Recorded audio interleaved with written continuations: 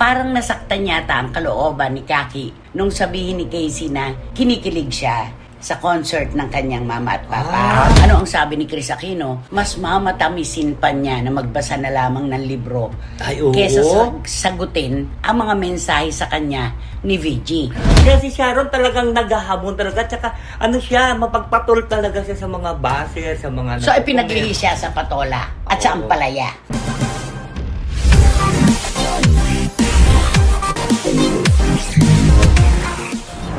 Kumusta naman po kayo mga minamahal naming kachika sa iba't ibang dako ng buong mundo? Kami po ay busog na busog sa inyong komento na kami ang inyong pinaghuhugutan ng saya kapag kayo po ay nalulungkot. At kami naman ang maibabalik namin sa inyo, kayo ang aming lakas at inspirasyon. Tama, Romel Chika? Tama! Sama-sama tayong maging masaya. At si Barikutot, the song murderer, Wendell Alvarez. At siyempre magsasaya lang po kayo dyan sa aming mga intriga at sa aming mga opinion dito po sa loob ng Showbizland. Diba? Payo lamang po sa ating mga kababayan dito at maging sa iba-ibang bansa. Madami pong nagaganap ngayon sa buong mundo. Puro kalamidad. Sana po ingatan natin ang ating mental health. Huwag po tayong masyadong magpapastress. Dasal lang po ang ating kailangan gawin at dobling pag-iingat para hindi po tayo malagay sa alanganin. At syempre dito po sa ating programa, ay nako kayo po ang una. Lahat ng alam namin, sigurado ibabahagi namin sa inyo. At yan po sa inyong programa, sa ating programa. At ito po ang Showbiz Now! Okay. Painit po ng painit talaga, mga kachika, ang mga kaganapan dito sa lokal na Aliwan. Marami po ang nagtatanungan, saan ba nag-ugat ito? Saan ba ito patutungo? Lalong-lalo na po ang issue sa pagitan ng magkapatid na Casey Concepcion at Frankie Pangilinan at ang dating senador Kiko. Palagay mo, Romel, kung uugatin natin, saan ang galing ito? Nako, isa lang to. Inggitan ito. May naiinggit sa isa't isa.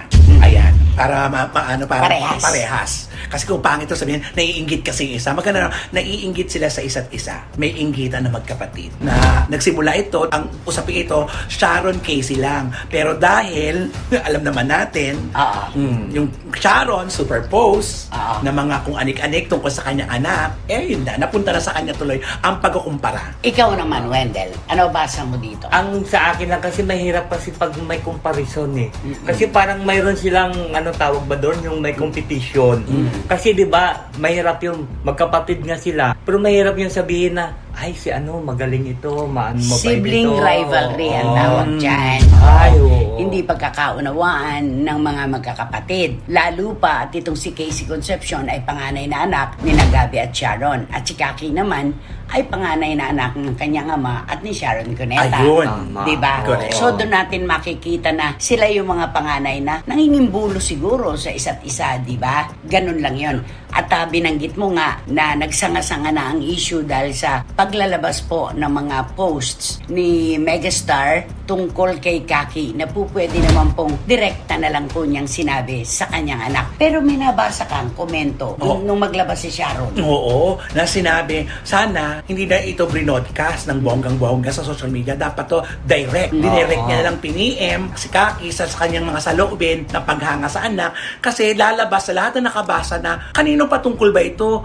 Hindi mo bibigyan ng sakit ng ulo, never ka nagdala ng mga horror, mga napakalambing mo, napakabait mo, masinuring ka, kahit minsan hindi ka nagbigay ng sakit sa ulo sa akin. Diba? Laging nang nireklamo, ang laging mahidwaan si Casey at siya.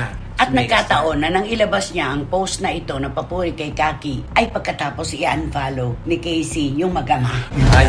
Diba? Kaya sanga-sanga na. Doon nagsimula. At saka, sabi nga nila, diba, hindi natin dapat pinagkukumpara ang dalawang anak. Hindi po pwede. O kahit po sino sa anumang aspeto ng buhay. Kasi nga po, ang araw at ang buwan, sabi nga natin, hindi dapat itong ikino-compare. Kasi nagniningning po sila sa magkaibang panahon. Ganun lang yun. Kaya lumabas tuloy kasi na may favoritism si Megastar. Kasi dapat, kung naglabas siya ng papuri kay Kaki, dapat lahat ng anak niya, Sinambihan niya. Yun ang maganda. Doon nagiging padere na dapat ay tulay ang magulang, Correct. di ba? At saka ako lang, personal ko lang na pananaw, sa mga nababasa ko po kasing komento na lumalim na ng lumalim at nagiging personal na, sana po ay wag na lang nating salatin o galawin ang itsura ni Casey Concepcion at saka ni Kaki Pangilinan. Meron kasi akong nababasa na laging ang sinasabi, si Casey daw, beautiful inside and out. Pero hindi ko na po babanggitin pa kung ano yung mga ibinabato laban kay Kaki sa kanyang itsura. Dahil sa pananaw po, syempre, ng isang magulang na tulad ni Sharon Cuneta ay wala nang mas gaganda pa at makapagmamahal sa itsura ng kanyang anak kundi ang kanyang ina. Yun naman yun, diba?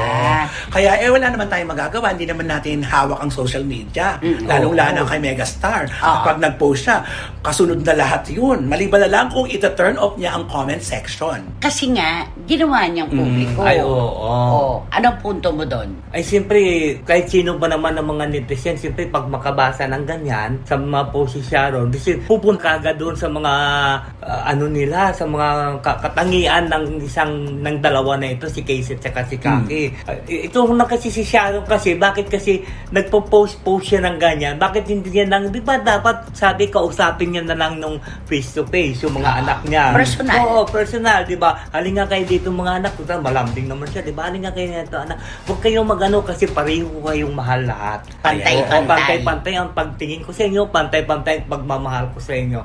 Dapat ganun eh. Tuloy yung mga nababasa natin at ang mga retrato na ipinopost nila, magdadalawang isip ka kung ito yung tunay na larawan ng pamilya. Ay, oo. Diba?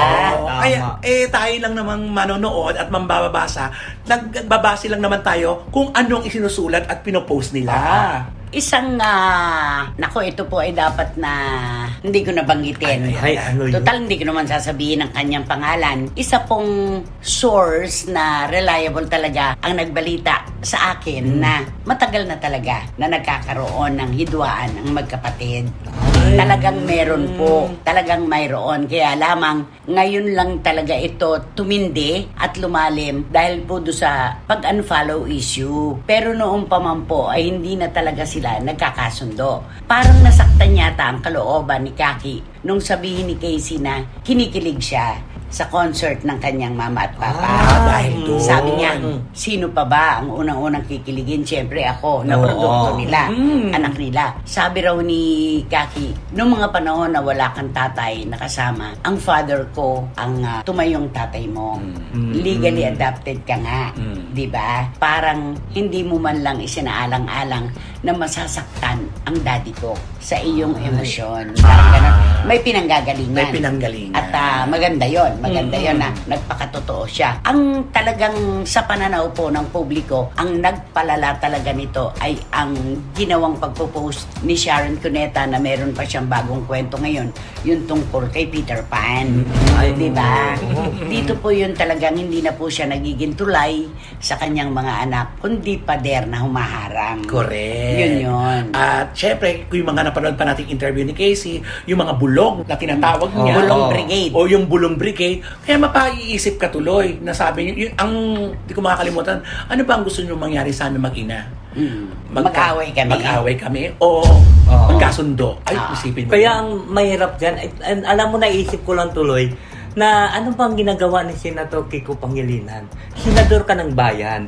'Di ba? Dapat alam mo ang pag-ano ng pamilya mo. Kasi 'di ba sabi bago ka mag-ano sa paglingkod, unahin mo muna yung pamilya mo. Dapat ito naman si Senator Kiko Pangilinan, dapat inainano niya yung lahat ito kahit adopted siya, 'di ba? Adopted daughter niya naman si Casey. I-welcome niya doon at kausapin niya na masinsinan. Maaaring nung una ganun eh. Ganun talaga ang sitwasyon. Kasi wala naman tayong nababalitaan na problema ng pamilya noon, di ba? Oo, wala. Wala talaga. Nito na lang po yan no magkaroon na siguro ng iba't ibang issue kung saan kanya-kanyang proteksyon na ng kanyang emosyon. Ayun. Totoo yun na. Kanya-kanya na. Kasi nung maliit pa yung si Kaki, wala pa tayong ganyan. Pero nung unti-unti nang ito na, yung mga yapak niya na nag-aral na sa abroad, na nag-aral din si Casey sa abroad, ito na, dito na makikita, ay, bakit may competition na. Una pa lang, ay, pinag-aral sa Paris, si Casey, sa New York. Oo. Di ba? Ay, parang, meron na kagad. Pero kakaiba ang pinagdaanan ng magkapatid. Ay, oo. Si Casey, nung ipadala ni Sharon sa London, ay talagang nag-aral ng singkad yung bata at nagtrabaho. Ayun naman ka. Nagtrabaho talaga siya. Oo. Tapos nakatira siya sa isang maliit na kwarto kung saan siya ang gumagawa ng lahat-lahat. Kumbaga, nagsikap talaga si Casey na makatapos. Minahal niya ang kanyang pag-aaral at ang kanyang profesyon. Si Kaki, di ba? Lahat nasa kanya. Oo. Ibinibigay ng mga magulang. So, hindi ganun sa pinagdaanan ni Casey ang pinagdadaanan niya ngayon. At maswerte pa nga ito si Kaki kasi parang Quiapo lang, di ba? Balik-balik. Samantalang si Casey, nung natapos siya, tapos na, At saka pa lang, nagpunta ng Pilipinas. Oo. Sipin mo yun. meron kang nabanggit na nung maglabas ng post si Sharon Cuneta, may komento si Kaki. Eto pa, mapapaisip ka dito. May post si Sharon Cuneta na nag-comment doon si Kaki na tignan mo yung may message ako sa'yo. Basahin mo. Ay, Akala ko ba Ganun. super close sila? Di ba ganyan? Ay, may Oo. isip mo kagad, di ba? Oo. Bakit doon ka nagko-comment sa sa comment section ng nanay mo? Eh, pwede namang mag-DM. Di ba? Oo. Tawag sa telepono. At kung ang active talaga sila mag-ina, di man anak ko may message. Hindi pa ipapublic pa nung anak niya na may message ako sa'yo. Oo, basahin Diba? mo. So mag-iisip na naman ng mga tao doon. Sa puso ni Sharon Cuneta, tulad din ng maraming ibang magulang, natural, mahalaga ang bawat anak. Kaya lamang dumarating po ang punto na kung minsan hindi rin malaman ng nanay kung saan siya lulugar. Ay, naku, napakahirap Sino ba ang talaga. mas pakikinggan niya? Kanan o kaliwa? O gigitna ba siya? Dapat sa ganyan kasi talaga, magsiguro ka na, gumitna ka. Pakinggan mo ang bawat panig para malaman mo kung ano ang kanilang saloobin at saka mo timbangin. Tama. Diba? Oo. Kaya yung isa, si Casey, syempre, ang pakiramdam niya, nag-iisa siya kasi unang-una hindi siya nakatira doon sa bahay nila. Ang magkakasama, sila. Syempre, ikaw parang feeling mo, Parang iba ka. parang iba ka. May mararamdaman mo yun eh. Pag hindi ka masyadong araw-araw sa bahay Siyempre, nakasama. oo. Iba yun eh. Nakakapanibago pag magkakasama kayo. Oo. Kaya mayroong hugot talaga si Casey na siguro napuno na talaga na kaya sinabi niya gusto niya ng peace of mind. Peace of mind. Oh, at saka kung minsan parang nakakahiya pumunta doon. Kasi parang na out of place Out of ka. place. OP siya. Diba? Oo. At hindi naman anytime na po pwede siyang basta na lang dumating. Ay, oo. Kaya, hindi niya yun kaharian. Yes. Tama. Diba? Oo. Tama yung sinabi niya, mahirap po talaga yung blended family. Totoo yan. Ang pakikipanimbang, napakahirap niyan. Lahat ay gusto mong mapasaya, lahat ay gusto mong makontento sa iyong ginagawa. Iisa lamang po ang ating katawan. Hindi lahat yan ay magagawa natin. Oo. Kailangan niyang balabalanse. Ngayon, pag hindi na balanse, doon lang sisimula kasi ang ano eh. Oo. Ay, alam mo naman, di naman tayo perfecto. Meron tayong kakulangan, meron tayong kalabisan. Yes. Diba? Pero ang dapat talaga na nagtutuwid ng mga ganitong issue, yung reyna ng tahanan. Ay, siyempre. Sharon. Si Sharon talaga. Dapat talaga, si Sharon yan. Diba? Para walang masabi mga anak niya, ay nako, kakampi sa akin ang mami ko. Kasi ganito, ganyan, ganyan. Diba? Tapos magko-comment ka, eto si Kaki. Never ako binigyan ng sama ng loob. So, ano iisipin? Napaka-sweet. Ano iisipin mo? Napaka-sweet. Oo. Diba? So, ibig sabihin pala, si Casey, puro sama ng loob at sakit ng ulo ang ibinigay sa kanya. Ay, yun ang iisipin ng mga tao Oo. sa mga nakabasa noon. Kaya kailangan po siguro talaga ay matumbasan kaagad ng resolusyon itong problema ni Casey at ni Kaki.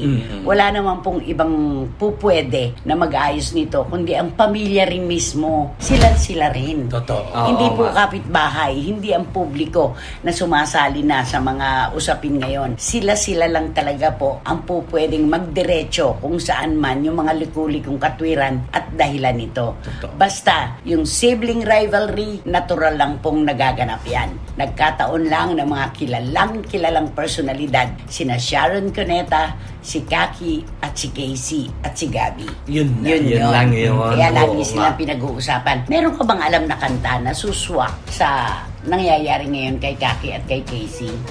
Mayroon ako kakantahin sa kanila. Ano yan? Ay, kantang-kantay. Ay, maganda raw. Yung ano yun to? Come back to me, all of my death for you, all of Madre. Alam mo, unang-una ikaw lang ang nakakaunawa at nakakaintindi ng kanta na yan. Oo. Alam mo ba yan? Hindi nga eh. Pero di ba, alam ko ang kinakanta mo kanina doon, di ba? Pinapractice mo yan. And now I'm almost, di ba? Almost over you. Oo, di ba yan yun? Almost paradise. Alam mo kung ano yung almost? Almost paradise. Na na na na na na na na. Yung kanya naman ngayon. And I'm Almost over you. Mataas yun, yung mataas. Doon na lang pick up ka doon sa Now I'm almost. Now I'm almost over you. Pumipiyok. Okay. I almost shook these blows. So will you come back around after painting the town? You see, I'm almost over you. Ayan, Parang hindi song ko na maabot. murderer talaga. Wala nang ka-question. Parang hindi ko na maabot yung ano. Oo. Kasi umuulan. Ganun ba yun? Pag may kalamidad siguro, bumababa din yung tono mo. Depende sa kalamidad, diba? Come back over you. Yun, oo. Pwede. Nakakaya naman Exercise. yan, diba? Ayun. Ayan, sige, okay. Siguro naman, magkakasundo na yung magkapatid. Oo. Pag narinig itong kantang to. At saka matatapos na siguro yung bubong. Oo, pwede na yan, pwede na yan. Uy, eto naman. Ay, Ilang ulit na po ba naming sinabi dito sa SNN na isang araw, ang mababalitaan na lang natin, yung relasyon po ni na Chris Aquino at Vice Governor Mark Leviste ay mauuwi sa wala. Alam mo na naloka Diba? ako dito. Pwede na tayo magtayo ng kubol. Ay, oo nga. Nahuhulaan na natin ng nagaganap. Dahil sanay na tayo. Ayun. Meron na sanay tayong, tayo. meron na kasi Oo. tayong pinanggagalingan. History. Ika nga. Oo. Anong komento mo dito, Wendell? Kasi di ba nakita naman natin yung ugali ni Chris Aquino. At saka siyempre sabi mo nga may history naman siya sa ibang mga lalaki. Kaya yun ang nangyayari nga. Kaya ito sa kanila dalawa ni Vice Governor Mark Leviste, marami talaga humula na hindi na talaga ito. Walang sila nananiwala dyan, di ba? Actually, hindi masyadong kinakagat ng mga tao yan. Oo. Pero kasi ito, si BG Mark Leviste. Si VG. Oo. Oo, na siya lang naman yata ang lalagay na napupusuan niya, si Chris Aquino. Ano po ang latest? Ayan na nga po, ano ang sabi ni Chris Aquino? Mas mamatamisin pa niya na magbasa na lamang ng libro Ay, oo. kesa sagutin ang mga mensahe sa kanya ni VG. At ang sabi niya, hindi ka ba napapagod? Ay, oo. yun. Oo. Doon ako naloka. Hindi ka ba napapagod na hindi ko naman sinasagot ang mga mensahe mo pero tuloy-tuloy ka pa rin sa pakikipag-communicate? Ano to? Di ba? Meron pa siya sinabi, di ba, yung laging okay na updated ka sa akin, pero mas okay na hindi na lang. Ay, oo. Mas maganda na hindi na lang tayo nag-update ng mga nangyayari sa isa't Ano kayo? isa. Diba? At ang gusto daw niya, kapayapaan ng kalooban, peace of mind. Oo. Diba? At saka ayaw niya ng yung LDR. Ayaw ni Chris yun. Long Yung distance relationship. Ayaw niya yun. Kasi di ba tatawid pa si BJ Mark Leviste na papunta doon. Kaya ayaw niya ng ganyan eh. Palagay mo, bakit na naman ito ang nakakatikatihan na sabihin ni Chris Aquino kay VG? Hindi, kasi una-una, parang may nag-comment kasi doon na ito si Mark Leviste daw, si Vice Governor Mark Leviste, Leviste. Yung nagpapapicture daw doon kay Kuya Ipe, kay Felix Salvador, at saka kay Robin Padilla. Ano Sa naman ang isang event na kinalaman yun. doon? Ay, siyempre, alam mo naman si Chris Aquino. Siyempre, yung dalawa ata, parang hindi sila in good terms kay Kuya Ipe at saka kay Binoy. Hindi siya in good Dahil terms. dati silang magkarelasyon. At siyempre, alam naman siguro si Chris, baka nag 1+1 siya. Baka kung ano mga sinasabi nito ng dalawa kay... Alam mo, mahirap yung ganyan yung nagdududa ka. Yun, oo. Na kapag may kausap, yung dati mong karelasyon na hindi maayos ang inyong pamamaalam, sisiraan ka. Dapat may tiwala tayo sa ating sarili na kung nagkaroon naman tayo ng maayos na pagpapaalaman, ano man ang sabihin ng iba, huwag tayo magduda na Tama. tayo sinisiraan. Pero sa ano niya, di ba? Wala daw naka-impluwensya sa kanya. Ay, Gustuhan oo. niya lang yun, di ba? Sabi niya, wala daw sino man naka-impluwensya sa desisyon niya ngayon. Saka sabi niya, bakit? Anong masama? Kung sinabi ko sa iyo noon na gawin natin pribado ang ating relasyon. Sino ba unang-unang kinati-katian dila na nagsabing si VG Mark ay papunta-punta ng Amerika para lamang siya ay samahan sa kanyang pagpapagaling? Nakalimutan niya na yan. At pinagsabihan niya pa nga si Mark, na bilib siya kasi daw umaano ng ilang oras. 12 oras. Tumatawid doon sa Pacific Ocean para makita lang siya at masamahan lang siya doon. At tinalagaan siya. Tinalagaan siya, pero ngayon, hindi, pero nga ano ko lang dito, kung nagpa-picture man si VG Mark doon kay Kuya Ipi at saka kay Binoy, kay Senator Binoy, siguro hindi naman magsasalita itong wala, mga lalaki ito na tama. nakakahiya naman kung sila pang mga kalalaking tao magchichismis tungkol sa isang babae. At saka, bakit? Ba't nagdududa? Ayun. Diba? O baka pinagdudahan niya yung kumakalat na kwento na habang nag-golf itong si VG Mark ay may kakbal na babae. Yun na. Diba? Alam mo, ito talaga si Chris. Nagselos. Oo, nagselos. Gumano ka lang. Diba? Pero, ano mo, kung ako si VG, Mark, ilang beses siyang tinurn down. Oo. Ipinahiya. Oo. Diba? Dinampot, ipinahiya. Dinampot, ipinahiya. It's about time na siguro itanggapin na lang niya na hindi sila para sa isa't isa. At total, may sabi na niya, the end. May May the the end end. na. May the end. Paano yun? Meron siya sinabi na the end, sabi niya. At saka, yung gamutan, tama ba na sa issue ninyo ni VG Mark ay ilagay mo pa doon kung gaano itinaas ng dosage ang gamot na pinaiinom at ginagamit mo ngayon? Di ba? At saka di ba sinabi niya pa, kahit naman nandito siya, may sakit pa rin naman ako na, di ba yun? Oo.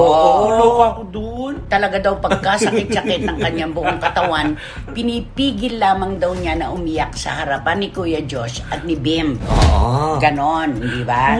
Pero alam mo yung naiisip ko doon, kasi di ba ayaw ni Chris pangunahan siya? Di ba ganun ang ugali niya? Gusto niya magagaling palagi Siya sa kanya. Oh. Ito siya kasi si Mark Levisip, pagka kung ano yung mga post ng post kaagad. Kaya siguro yun ang ikinagagalit naman ni Chris sa kanya. Yun ang pagpuna din naman ng ating mga kababayan. Masyadong sawsawero. Ayan. Si VG. Ay, oo. Diba? Oo, nga, tama. Para bang aliw na aliw siya na ipaalam sa buong mundo kung paano sila magmahalan. Correct. Katulad yan, inililigwa ka naman, dinededma ka naman, mensahe mo, paulit-ulit ka nagpapadala, hindi ka naman sinasagot, nasa ang posisyon ka ngayon, nakakahiya. So, eto na naman ang aantayin natin. May the end na doon, si Chris Aquino. Bukas makalawa, balik yan.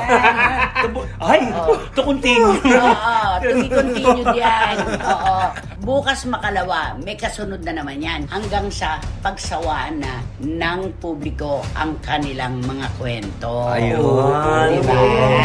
Ay naku, Wendell, ikaw na ang hahayaan namin pumili ng kanta para kina Chris Aquino at VG Mark Levistic. Go! Siguro kakantahan ko na lang sila ng But Now, My Love.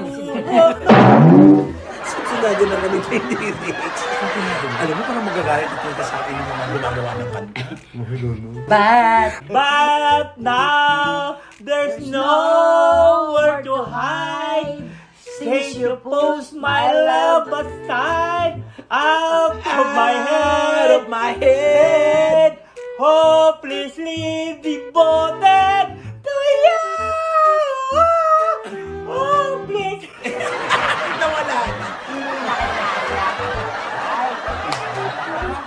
Pinanindigan na niya talaga ang Lumabas na kanyang yung voice niya. pagiging song murderer. Wala ng ulan eh. Kaya si wating-wating talaga. Aliw na aliw sila sa iyo. Pinasasaya mo ang ating mga taga-suporta. Diba?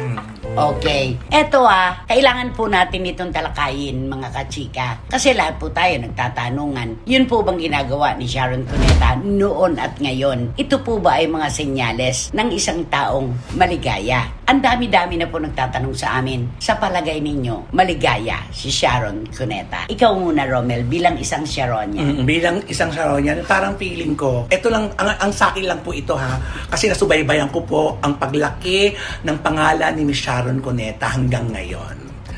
Dati talagang gusto ko talaga si Megastar. Iniidolo ko talaga siya sa lahat ng mga desisyon niya, sa mga ginagawa niya, mga pelikula. Pinapanood mo lahat. Oo, lahat. Pati mga basta mga desisyon niya, Anything about anything. siya. Pagpapakasal, alam mo yung grande, kahit naghiwalay siya, support pa rin ako sa kanya kasi alam ko naman yung sakit ng pinagdaan niya.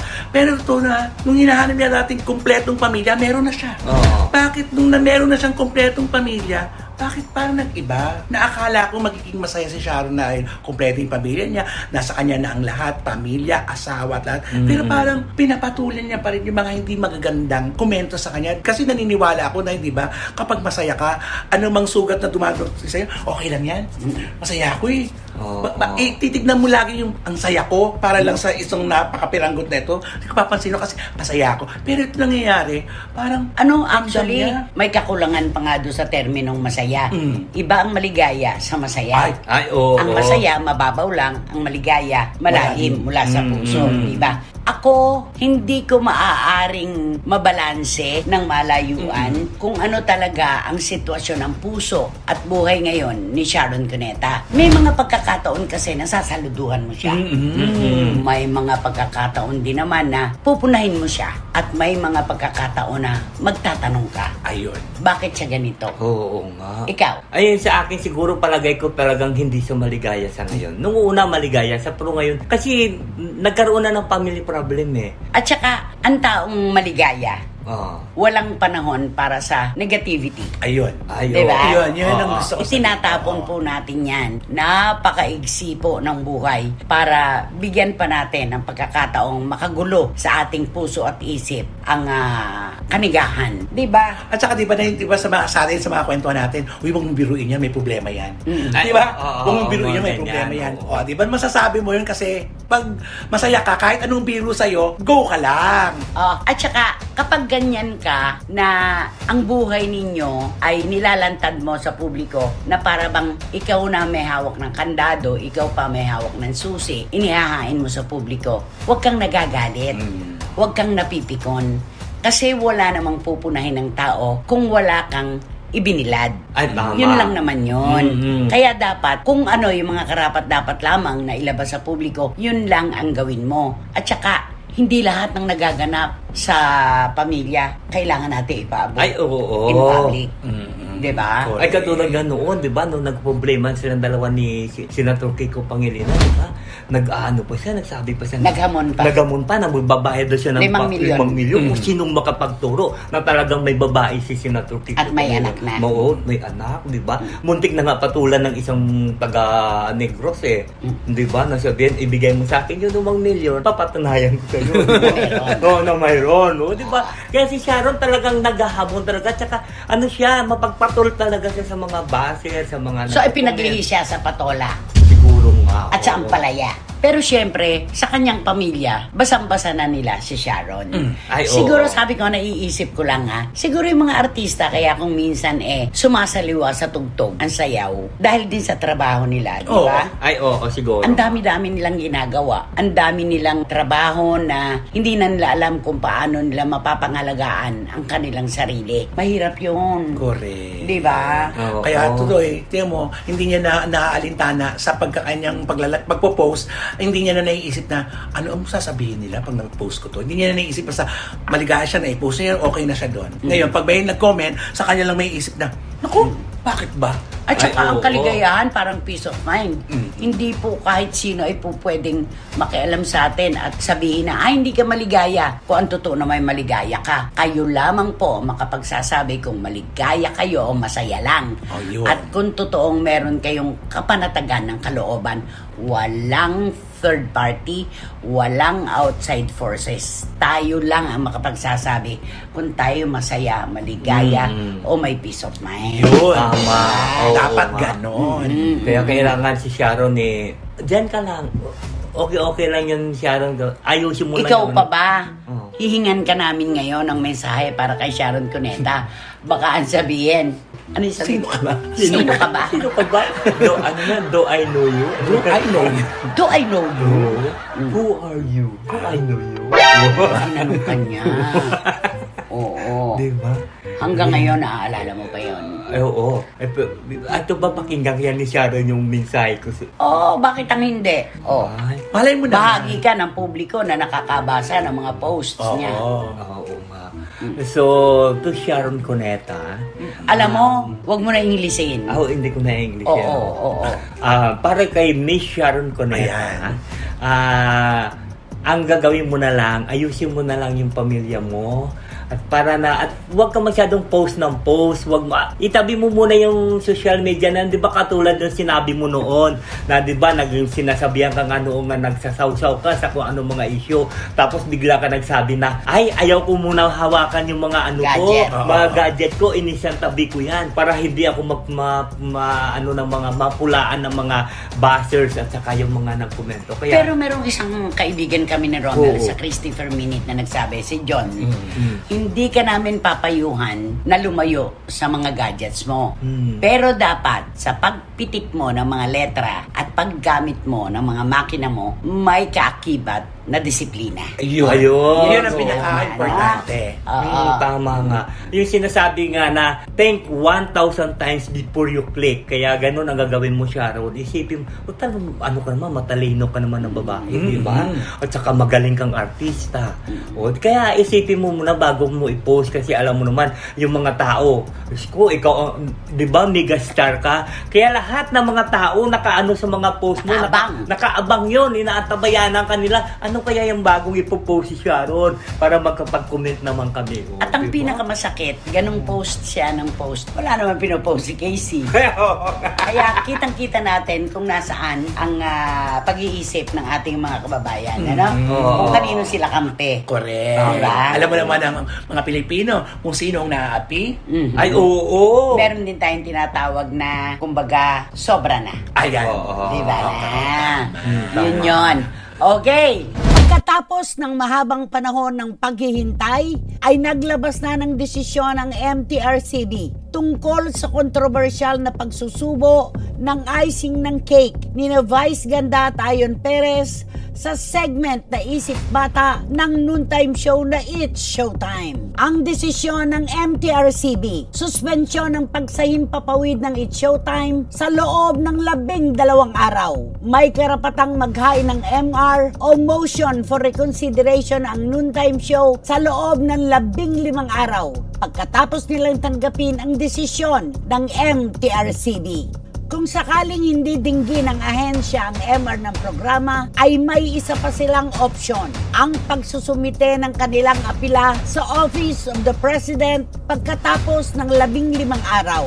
Hindi ito ang unang pagkakataong binigyan ng suspension order ng MTRCB ang noontime show. Noong taong 2010 ay nakatanggap din sila ng 20-day preventive suspension. Ngayong taon ay may mga nakasalang pang reklamo sa MTRCB ang It's Showtime. Kasama na ang pagsasabi ng salitang tinggil ni Vong Navarro noong June 3, 2023. May nakahain ng MR ang programa tungkol sa mga naturang kaso. Nako! Sino ba kasi yan? Sino ba yan? Sino nga ba yan? Sino ba yan? Nako, maraming salamat po sa lahat ng ating mga international supporters. Nag-birthday si Iram Lia nung Sunday. Iram Lia ng Qatar, maligayang kaarawan sa iyo at maraming salamat sa iyong suporta at pagmamahal sa CFM at syempre dito sa SNN. Kay Miss Nags ng Belgium, Rona Gabriel ng Spain, Juris Dr. Channel, palipat-lipat siya ng ibang lugar sa Amerika syempre. Wating-wating ng London ang tumawag sa iyo na ikaw ang song murderer. Oo. Katrina Karim, isang bukod na pinagpala na anlibangan po. Pinakikilala na po namin sila sa inyo para hindi na kayo magtatanong sa susunod. Ang kaligayahan niya ay ang manood sa atin. Si JMB, padala ng star sa CFM. Ompong and Merly Ventura ng Sydney. Dims Ignacio po ng Singapore. Of course, hindi mawawala sa ating listahan. Rene and Roma De Leon ng San Jose, California. At syempre, the most. Yes, Miss Catherine Beautiful Amos. Ayan, ang reyna po ng Sydney. Mag-iingat ka palagi. At syempre, the most generous woman of all time, Dunya Lily Chua. o paano na? Sana all. Ay, ganon. Teka, ilang episodes na raw napansin yan ni Cherry. Napansin niya ni Cherry, kaibigan ni Tita Lily Chua. Oh. Sabi niya, Tita Lily, binago na nila sa SND. Yung ending, yung may mga lumilipad na pera tapos namimigay ka, binago na, parang hindi ka na namimigay, nakaganon ka na lang. Binago na ni Wendell Alvarez. Si Cherry po ay kilalang kilala ng mga kababayan nating nagpupunta ng Bangkok. Ang kanilang klinika, EW Villa Medica. Si Cherry po, salamat sa iyong panunod sa amin at pakialagaan sina Tito Henry and Tita Lily Chua. Salamat po. Maraming salamat. So, gano'n. Sana all. Ay, ganun. So wala na talaga yan. Ito, kasama mo ba to? Oo. Ito ba kasama mo to? Kasi ang dami raw humingi. Beke naman. May mga ganon. Oo nga. Okay. So, ako ang magbabato ngayon nito. Oh, yun. Okay. Pero bago ko pala ba, ano yung muna yung batiin ko yung followers na si Ivy Bulacan at saka si Imelda de Vega na palagi sila na... Salamat sa inyo. Hindi daw sila Thank you. nag-i-skip ng ng ads. Okay. Salamat sa inyo. Alam mo, itong ating pag-usapan natin ngayon na isa tong male personality. Male personality. Male Feliciano. At ito siya nung bata pa ito siya, nung nagsisimula siya ito, maraming nag-ano sa kanya. Kasi nakakaalo siya at saka gwapo, bukod sa gwapo, magaling umarte. Magaling na aktor. Magaling siya na aktor itong bata, nung bata pa siya. Pero habang lumalaki siya, parang nakikitaan na yung niya, yung hindi na maganda yung pag-uugali niya. Oo, kasi nga parang nagbago na siya. Yung pala mayroon siyang binago siya ng panahon. Okay. Oo, kasi nga, di ba, habang lumalaki ka. Tin-actor to dati. Oo, tin-actor dati. Ngayon ni Joe, actor na ba kung tawagin niya? Oo, napakagaling niya. Ay, oo, napakagaling talaga. At saka ito siya, yung male personality na ito, habang lumalaki siya, binabago siya ng panahon. Kaya parang naligaw siya ng landas. Okay. So, oo. At saka pagkatapos noon, siyempre parang hindi niya na alam kung anong gagawin niya. At saka lahat, parang bang ano na siya sa mundo, yung parang bang lahat na tao kalaban niya na. O parang naaning-aning na. Naaning-aning na, parang pasan na pasan niya yung mundo sa pero hindi droga to parang hindi siya huwag ka magalit kaya ginagaman ko hindi droga ito hindi nagpapaliwan oo kasi baka mamaya kasi ginamit natin ang salitang aning-aning ay hindi yung praning oo hindi kung sa ano pa pagka naano kasi siya ito yung naano ng espiritu ng alak parang may maoy siya oo yung ganun siya oo para bang natatalo yung isipan niya ng alak kaya kung ano na lang ang ginagawa niya tapos kung minsan yung kainuman niya inaaway niya tapos sasabihan niya pa na I think I'm gonna kill someone tonight inilibre na nga siya noon I don't want to say your face yung mga parang ganon yung mga ano nga tuloy natatakot sa pag-iimbitahin siya tapos natatakot sa isasama dun sa party, sa inuman kasi baka magmaoy siya doon. Sa set ng ginagawa niyang serye, lalo na ngayon may serye siya. Napakagaling niya. Sa set ng kanyang pelikula, paano nangyayari? Ito na nga, 'di ba? Nagpaano na nga siya kasi nga ano bang tawag doon sa mga drinking drinking na ano sa master? Drinking. Yung na ano ko ba sa alak, di ba may drinking ano ka ba doon? Parang gano'n. Ano yun? Ano yun? Yung ano ba tawag nun na ano ka sa alak? Yung nalulong ka sa alak. Nalulong lang pala. Kaya drunk and down, nalulunod. Oo, ito na. Di siyempre, pinagamot ito, pinaayos, lahat siya. Pinarehab. Pinarehab, lahat. Okay na siya. Ay, di siyempre, akala ng mga tao, okay na siya. Tapos di siyempre, dahil magaling nga siyang actor, binigyan siya ng mga project. Tapos lahat ng mga magaling din siya kontrabida. Kasi kinuha din siya kontrabida. At gwapo. At gwapo siya. Ito na ang pinakamatindi. Akala naman ng tao, ng mga nasa production, okay na siya, wala na siya. At saka ito siya, siyempre nakapag-asawa na. At saka yung kanyang asawa nga, may nakatutok sa kanya at binabantayan din siya. Siyempre parang okay na siya. Ito pala, ang problema naman ngayon, di ba nakita mo yung siyempre pag pumunta ka sa set, di ba may dala kang una-una, di ba yung uso ngayon, yung container na tubig, di ba? Mga ganyan. Tubig. Para naman isang malaking Tumbler. Yung tumbler. Yung tumbler. Bukod pala doon sa tumbler na yon, mayroon pa siyang dala-dala na parang aluminum na maliit. Yung parang sa Boy Scout. Oo, yan kita mo yung sa mga kantin ang tawag. Kantin, oo, yung sa mga shooting ng mga barila ng mga war. 'Di ba may mga dala yung mga Amerikano ng ganyan, tapos 'di ba doon niya pala nilalagay yung alak. May isang actress din na ganyan. Laging may dala-dalang kantin. Hindi makaharap sa camera pag hindi tumutungga. Ay?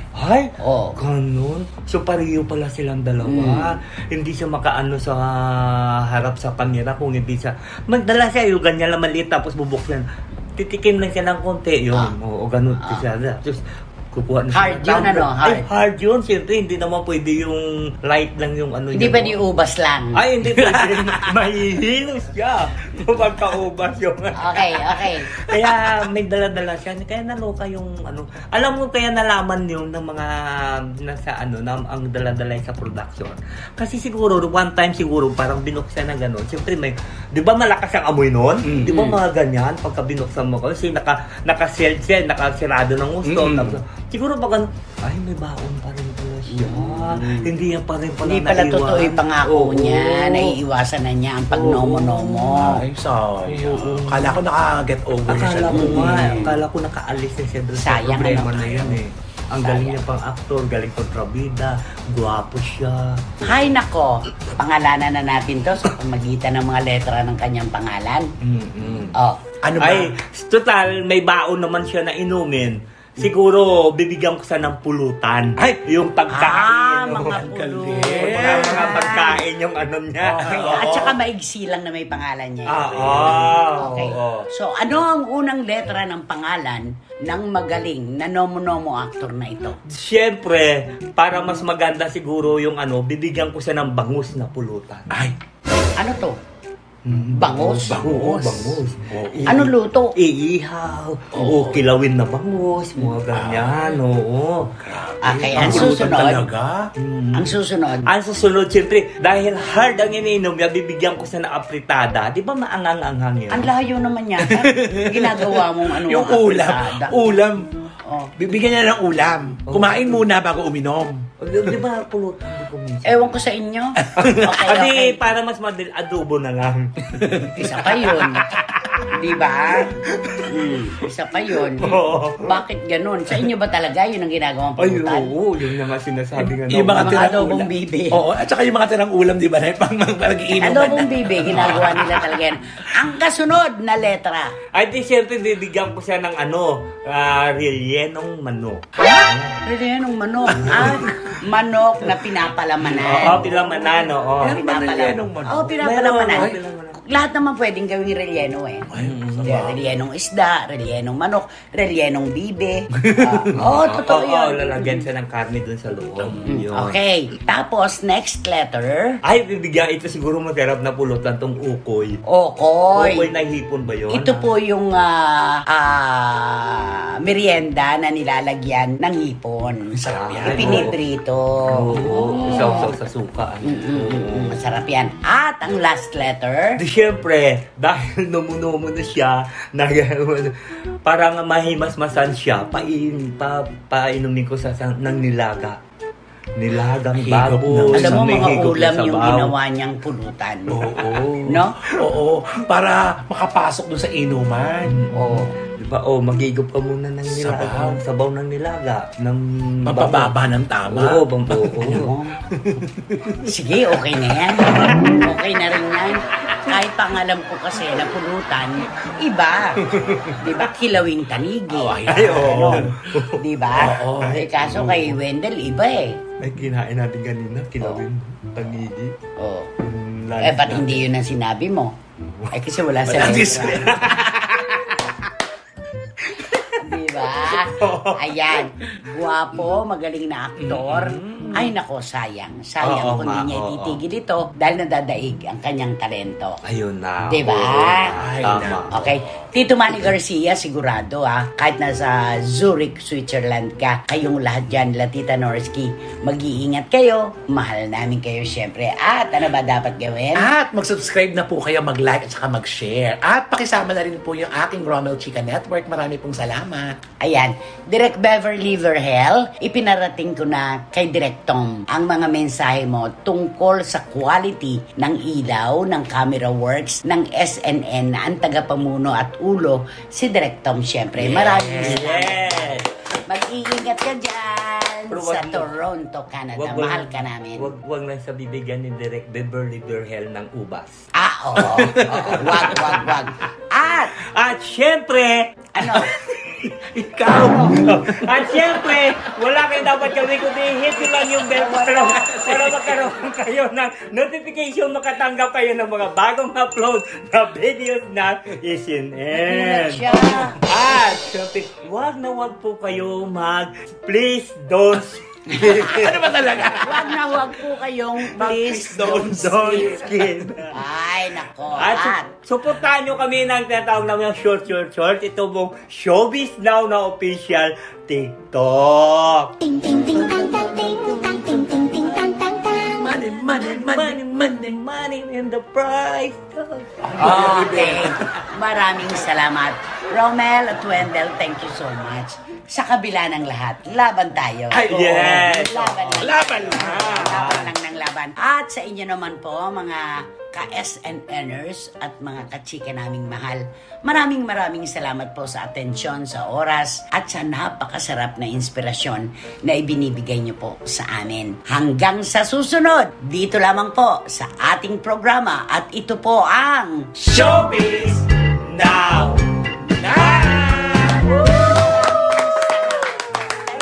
Thank you. But now, my love. Hindi na alam. Halika na. Tara na. Sabi niya, alik.